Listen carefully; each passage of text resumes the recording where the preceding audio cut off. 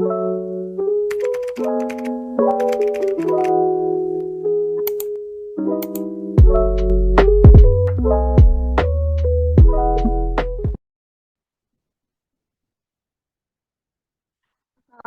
warahmatullahi wabarakatuh. Alhamdulillahirrabbilalamin. Assalatu wassalamu ala asyrafil anbiya'i wal mursalin wa ala alihi wa sahbihi rasulillahi ajma'in. Puji syukur kehadiran Allah Subhanahu wa taala karena berkat limpahan rahmat dan karunia-Nya kita dapat berkumpul di ruangan Zoom pada sore hari ini. Salawat dan salam tidak lupa kita hadiahkan kepada junjungan kita Nabi Muhammad SAW dengan antaran kata Allahumma sholli ala Muhammad wa ala ali Muhammad. Yang terhormat dosen pengampu mata kuliah auditing 1.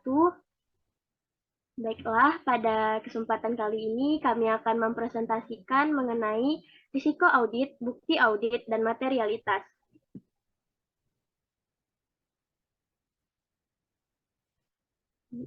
Kami dari kelompok 7 yang beranggotakan saya sendiri Afifah Katernada dengan NIM 2101072041 dan rekan saya.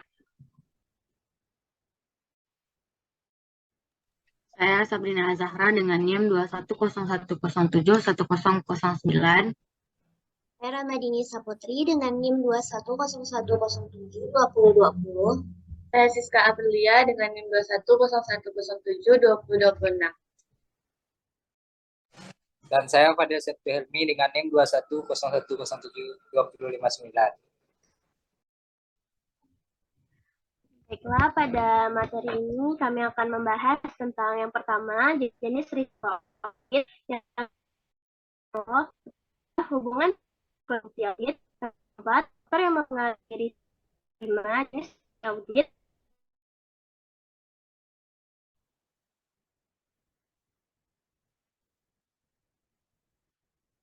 yang keenam, reliabilitas bukti audit, ketujuh, dokumen audit, yang kedelapan, pertimbangan materialitas.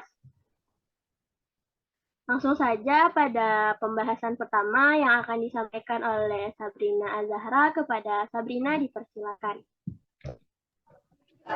Baiklah, materi yang pertama kita akan membahas mengenai jenis-jenis risiko audit. Baiklah, di sini terdapat 3 jenis risiko audit. Yang pertama yaitu risiko bawaan atau inherent risk, di mana risiko ini merupakan kerentanan atau asersi tentang suatu saldo akun atau golongan transaksi dan atau pengungkapan terhadap suatu salah saji material baik secara individual maupun kolektif ketika digabungkan dengan kesalahan penyajian lainnya dengan asumsi bahwa tidak dapat pengendalian yang terkait. Yang kedua ada risiko pengendalian atau control risk, di mana risiko ini adalah risiko bawaan suatu salah saji material yang dapat terjadi dalam suatu asersi, tidak dapat dicegah atau dideteksi dan dikoreksi secara tepat waktu oleh pengendalian internal entitas. Yang terakhir yaitu ada risiko deteksi atau detection risk, di mana risiko ini auditor tidak dapat mendeteksi salah saji material yang terdapat dalam suatu asersi.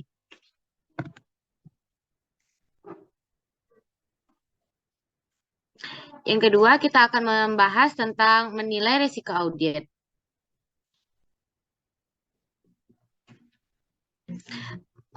Penilaian risiko atau risk assessment yaitu metode sistematis untuk menentukan apakah suatu organisasi memiliki risiko yang dapat diterima atau tidak.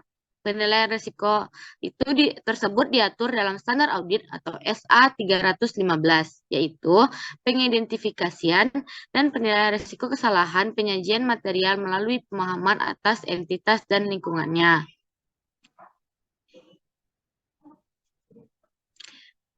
Dalam menilai risiko terdapat 3 cara. Yang pertama, bertanya kepada manajemen dari pihak lain dalam entitas yang menurut auditor mungkin mempunyai informasi yang dapat mengidentifikasi risiko salah saji material yang disebabkan oleh kecurangan ataupun kekeliruan. Yang kedua yaitu prosedur analytical, Dan yang terakhir yaitu pengamatan dan inspeksi. Demikianlah materi yang saya sampaikan. Saya kembalikan kepada moderator. Terima kasih kepada Sabrina. Pembahasan selanjutnya yang akan saya jelaskan yaitu materi tentang hubungan risiko dan bukti audit. Hubungan risiko dan bukti audit ini terdiri dari 3. Yang pertama, jika auditor mempertahankan konstan tingkat materialitasnya dikurangi, maka auditor harus menambah jumlah bukti audit yang dikumpulkan. Yang kedua, jika auditor mempertahankan tingkat materialitas konstan dan mengurangi jumlah bukti audit, maka risiko audit akan menjadi meningkat. Dan yang ketiga, jika auditor menginginkan untuk mengurangi risiko audit, maka auditor harus dapat menempuh salah satu dari 3 cara. Adapun 3 cara untuk mengurangi risiko audit, yang pertama, dengan menambah tingkat materialitas. Sementara itu mempertahankan jumlah bukti audit yang dikumpulkan. Cara yang kedua yaitu menambah jumlah bukti audit yang dikumpulkan, sementara itu tingkat materialitas tetap dipertahankan. Cara yang ketiga yaitu menambah sedikit jumlah bukti audit yang dikumpulkan dan tingkat materialitas secara bersama-sama. Selanjutnya yaitu faktor yang mempengaruhi risiko. Faktor yang mempengaruhi risiko yang pertama yaitu ketergantungan dengan pihak eksternal. Yang kedua, kemungkinan kegagalan keuangan. Faktor yang ketiga, integritas manajemen. Faktor yang keempat, pihak-pihak yang berelasi. Yang kelima, transaksi non-rutin. Faktor yang keenam, unsur-unsur dari populasi. Faktor yang ketujuh, pertimbangan yang diperlukan untuk mencatat saldo akun dan transaksi dengan tepat. Faktor yang kedelapan yaitu faktor yang berkaitan dengan salah saji yang timbul akibat pelaporan keuangan yang kurang. Dan faktor yang terakhir yaitu kerentanan aset terhadap misapropriasi. Baiklah, pembahasan selanjutnya yang akan disampaikan oleh rekan saya kepada Ramadini Saputri, dipersilakan. Baik, materi selanjutnya yaitu adalah jenis bukti audit. Nah, kriteria kunci untuk bukti audit sendiri adalah bahwa bukti tersebut harus cukup dan tepat. Cukup ini mengacu pada kuantitas, sedangkan tepat mengacu pada kualitas. Nah, adapun jenis bukti biasanya dikumpulkan oleh auditor selama audit dengan penjelasan sebagai berikut. Yang pertama yaitu ada pemeriksaan fisik. Pemeriksaan fisik sendiri berarti bahwa auditor secara fisik memverifikasi keberadaan aset. Pemeriksaan fisik ini mengharuskan auditor hadir di lokasi aset untuk memverifikasi keberadaan aset tersebut. Yang kedua ada konfirmasi. Nah, konfirmasi ini adalah di mana auditor mengirimkan surat edaran kepada pihak eksternal ataupun internal untuk mengkonfirmasi saldo di neraca. Yang ketiga ada bukti dokumenter.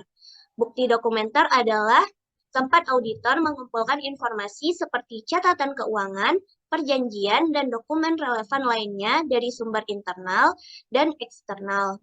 Yang keempat ada bukti lisan. Bukti lisan ini adalah informasi yang diperoleh dari penyelidikan personal yang berbeda dalam entitas.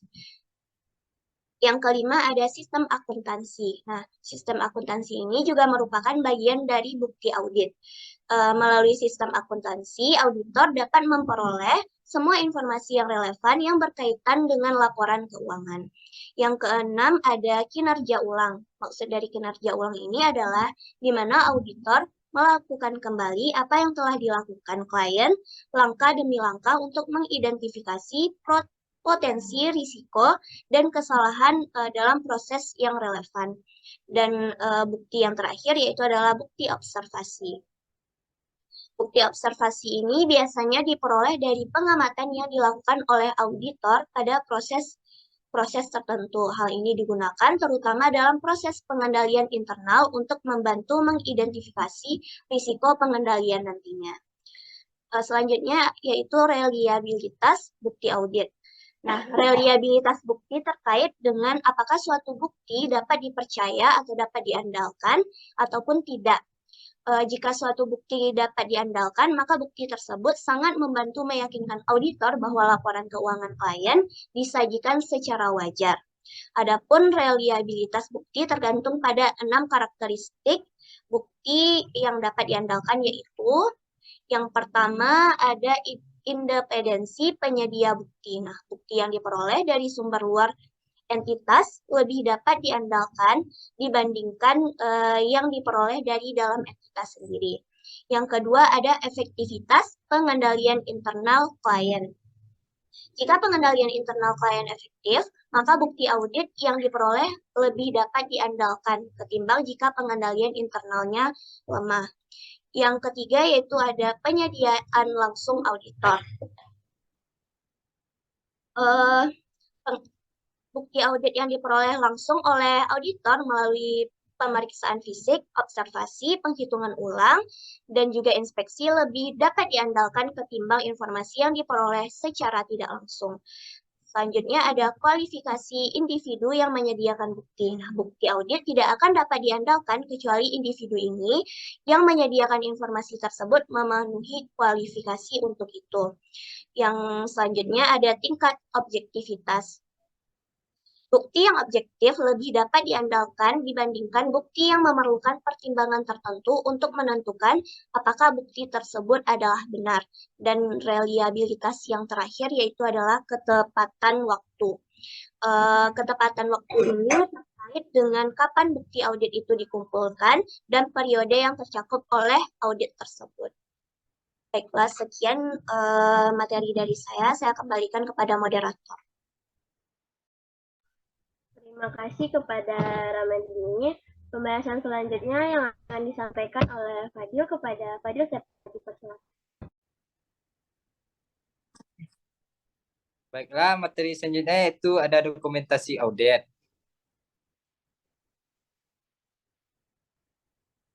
Standar auditing menyatakan bahwa dokumentasi audit adalah catatan utama tentang prosedur auditing yang diterapkan, bukti yang diperoleh, dan kesimpulan yang dicapai auditor dalam melaksanakan penugasan. Dokumentasi audit harus mencakup semua informasi yang perlu dipertimbangkan oleh auditor untuk melakukan audit secara memadai untuk mendukung laporan audit. Dokumentasi audit juga dapat dianggap sebagai kertas kerja, meskipun semakin banyak dokumentasi audit yang diselenggarakan dalam file komputerisasi. Yang selanjutnya itu ada tujuan dari dokumentasi audit. Yang pertama itu dokumentasi memfasilitasi perencanaan, kinerja, dan supervisi perikatan dan memberikan dasar bagi review kualitas pekerjaan dengan memberikan kepada reviewer dokumentasi tertulis dari bukti yang mendukung kesimpulan signifikan auditor. Yang kedua, dokumentasi audit juga disebut sebagai kertas kerja atau data audit yang memiliki dua fungsi. Yang ketiga, menyediakan penunjang utama bagi laporan auditor. Yang keempat, membantu dalam pelaksanaan supervisi audit. Yang selanjutnya itu ada isi dokumentasi audit. Catatan utama dari prosedur audit yang diterapkan, bukti yang diperoleh, dan kesimpulan yang dicapai oleh auditor dalam perikatan. Maka isi dokumentasi audit harus yang pertama itu memperlihatkan bagaimana audit mematuhi standar audit dan standar praktik profesional terkait. Yang kedua, mendukung dasar bagi kesimpulan auditor berkaitan dengan setiap asersi laporan keuangan yang material. Yang ketiga, memperlihatkan bahwa catatan akuntansi yang mendasari sama atau telah direkonsiliasikan dengan laporan keuangan. Yang selanjutnya itu ada contoh dokumentasi audit. Dokumentasi audit yang bisa ditemukan meliputi rencana dan program audit, kertas kerja neraca saldo, analisis dan daftar akun, memorandum audit, dan jurnal penyelesaian dan reklasifikasi. Selanjutnya itu rencana program audit. Rencana audit berisi strategi yang diikuti auditor dalam melaksanakan audit yang menggambarkan menggambarkan pemahaman auditor mengenai klien dan potensi risiko audit. Audit juga berisi kerangka kerja dasar mengenai bagaimana sumber daya di audit, program audit berisi prosedur yang akan dilaksanakan oleh auditor. Yang kedua, kertas kerja neraca percobaan menghubungkan jumlah di laporan keuangan dengan kertas kerja audit. Yang ketiga, analisis dan daftar akun kertas. Kerja analisis akun biasanya memasukkan aktivitas di akun tertentu selama periode tersebut. Yang keempat, memorandum audit. Kebanyakan pekerjaan auditor didokumentasikan dalam memorandum tertulis, termasuk diskusi mengenai hal-hal seperti pengendalian internal, pengamatan persediaan. Yang selanjutnya itu ada format dokumentasi audit. Di dokumentasi audit dapat disiapkan baik dalam cetakan ataupun secara elektronik. Namun dokumen yang diformat harus mencakup tiga karakteristik. Yang pertama itu ada judul, di dalamnya terdapat nama klien, judul kertas kerja, dan tanggal akhir tahun klien. Yang kedua, memberikan indeks dan referensi silang. Dokumentasi audit harus diorganisasikan sehingga anggota tim audit atau kantor akuntan dapat menemukan bukti audit yang relevan. Proses pemberian indeks dan referensi silang memberikan jejak dari laporan keuangan ke dokumen audit individu sehingga reviewer dapat dengan mudah mengikuti. Yang terakhir itu adalah tanda kutip. Auditor menekan tanda kutip untuk mendokumentasikan kerja yang dilakukan. Tanda kutip adalah notasi sederhana yang dibuat auditor di samping dokumentasi audit. Baiklah, mungkin hanya itu yang dapat saya sampaikan. Saya kembalikan kepada moderator. Terima kasih kepada Fadil. Pesan selanjutnya yang akan disampaikan oleh Siska Aprilia. Kepada Siska dipersilakan. Terima kasih kepada moderator.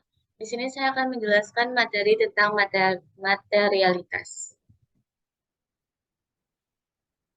Pengertian materialitas sendiri, materialitas merupakan satu di antara berbagai faktor yang mempengaruhi pertimbangan auditor tentang kecukupan bukti audit, sehingga membuat generalisasi hubungan antara materialitas dengan bukti audit dalam mengambil keputusan audit dan menimbulkan opini audit. Nah, untuk pertimbangan materialitas ada dua. Yang pertama itu kuantitatif, itu menggunakan hubungan salah saji, dan kualitatif yang menggunakan penyebab salah saji. Untuk pertimbangan kuantitatif itu berkaitan dengan hubungan salah saji dengan jumlah kunci tertentu dalam laporan keuangan. Sedangkan pertimbangan kualitatif berkaitan dengan penyebab salah saji. Suatu salah saji yang secara kuantitatif tidak material dapat secara kualitatif material karena penyebab yang menimbulkan salah saji tersebut. Materialitas merupakan satu di antara berbagai faktor yang mempengaruhi pertimbangan auditor tentang kecukupan bukti audit. Nah, selanjutnya itu ada faktor-faktor identifikasi tolak ukur. Nah, faktor-faktornya yaitu yang pertama, unsur-unsur laporan keuangan. Yang kedua, item di laporan keuangan yang menjadi fokus dari pengguna. Yang ketiga, sifat entitas, siklus hidupnya, dan industri serta lingkungan ekonomi tempat entitas itu beroperasi. Yang keempat, struktur kepemilikan entitas dan cara pembiayaannya. Dan yang kelima, itu volatilitas atau perubahan relatif dari tolak ukur. Nah, untuk tingkat materialitas sendiri, itu ada tiga. Yang pertama, tingkat materialitas pada tingkat laporan keuangan. Maksudnya di sini, itu meliputi besarnya salah saji minimum dalam suatu laporan keuangan yang cukup penting, sehingga membuat laporan keuangan menjadi tidak disajikan secara wajar sesuai dengan prinsip-prinsip akuntansi yang berlaku. Dan untuk perencanaannya, auditor harus menggunakan perimbangan awal mengenai tingkat materialitas dengan suatu cara yang diharapkan dalam keterbatasan yang melekat pada proses audit, dapat memberikan bukti audit yang cukup untuk mencapai keyakinan yang memadai bahwa laporan keuangan itu bebas dari salah saji material. Yang kedua, itu ada materialitas pada tingkat saldo akun. Materialitas pada tingkat saldo akun adalah minimum salah saji yang biasanya ada pada suatu saldo akun yang dipandang sebagai salah saji material. Salah saji sampai tingkat tersebut adalah salah saji yang bisa diterima. Yang ketiga, itu ada pengalokasian materialitas laporan keuangan ke akun-akun. Nah, apabila pertimbangan awal auditor tentang materialitas laporan keuangan itu dikuantifikasikan, maka taksiran awal materialitas untuk setiap akun-akun bisa diperoleh dengan cara yang mengalokasikan materialitas tersebut ke laporan keuangan dan ke masing-masing akun laba rugi yang juga berpengaruh terhadap neraca. Dan karena akun-akun neraca ini biasanya lebih sedikit, maka auditor umumnya melakukan alokasi berdasarkan akun-akun neraca tersebut. Hanya itu yang bisa saya sampaikan. Saya kembalikan ke moderator. Klarifikasi dari kelompok kami, apabila ada kekurangan dan kesalahan, kami mohon semoga berkat. Assalamualaikum warahmatullahi wabarakatuh.